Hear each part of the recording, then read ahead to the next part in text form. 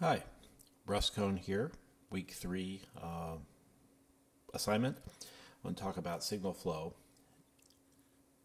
In this project, which I put together for today's assignment, I want to compare a mix that I want to control the volume of with a lead that had different feel in order to be able to quickly manipulate it.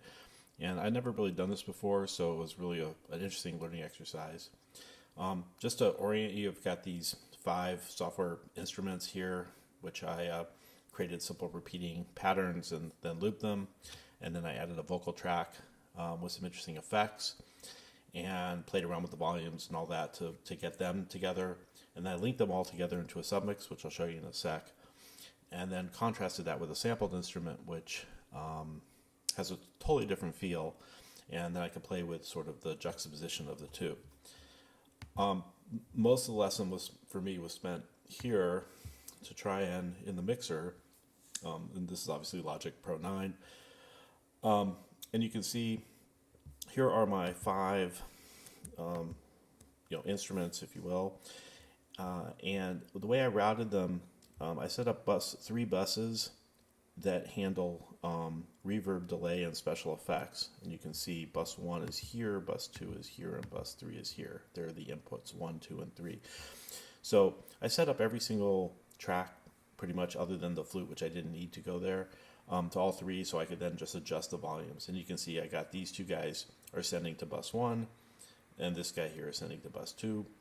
So I can get all my reverb effects, delay effects, and so forth that are dealing with the ensemble in one place.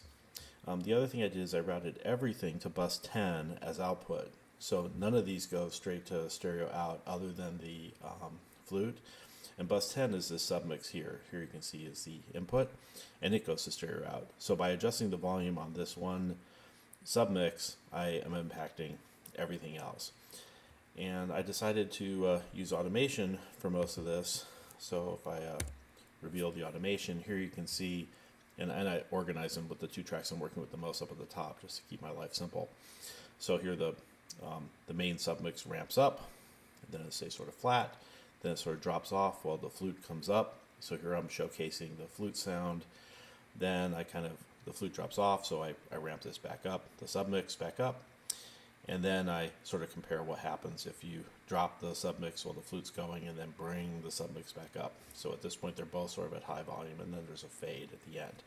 When I first started the project, I was doing all these automations in each one of these tracks separately, and now you can see they're all pretty much flat. And it was really a pain because I kept adjusting the what parts of the vocals I wanted to keep and how many repetitions I wanted, and every time I had to change stuff, I had to change the automation, and now it's just like totally trivial to set it up once. The other thing that was cool, and which I probably have some more work to do, is to move certain plugins so that they're only on these auxiliary tracks instead of in the source tracks. I have not completely refactored all that, but it seems to be working pretty well.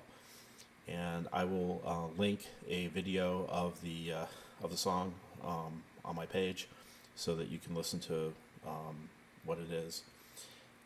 But for the most part, I think it was a really cool lesson, and I learned a lot, and thanks for watching.